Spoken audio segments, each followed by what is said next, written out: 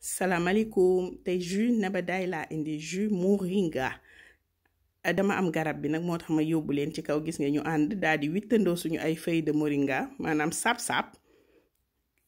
daal di witt suñu ay lingom gis nga ko noonu bi ñu wittee suñu ay lingom tamit daal di koy teg ndànk ci suñu pañe wàcc fas yéene toog nag ekket ko ba mu set dindi bant yépp am nañ foofu ñaari pomme benn ananas citron ndox fleur d'orange suukar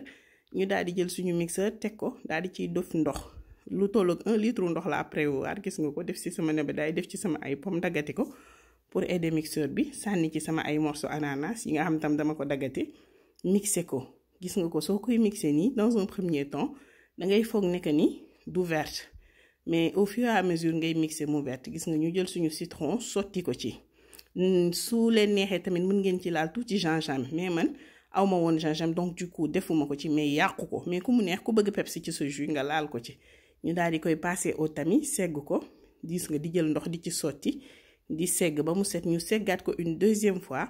gis nga ko suñu jus am nañ ko dañuy daal di jël ndànk suñu suukar sotti ci laal ci suñu tuuti fleur d'orange leneen du ko jéggi naturel neex bay bëgg a dee jus bi nag bu ma koy naan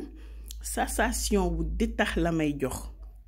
mais je vous raconte pas neex ba bëgg a dee lay def mi ngi nii ñu daal di leen koy présenter teg ay feuilles de moringa citron ci wet bi daal di jël suñu kaas def ci ay glaçons il faut le boire très très frais gis nga ko noonu suñu jus pare na lii lañ leen indiloon tey j'espère que recette moringa nebedaay ñi di wax saab-saab biñ leen indil neex na leen bu leen fàtte abonné bu leen fàtte aimé soo leen amee ay questions ñoo ngi leen di xaar ci commentaire yi merci d'avoir suivi à la prochaine et bye bye.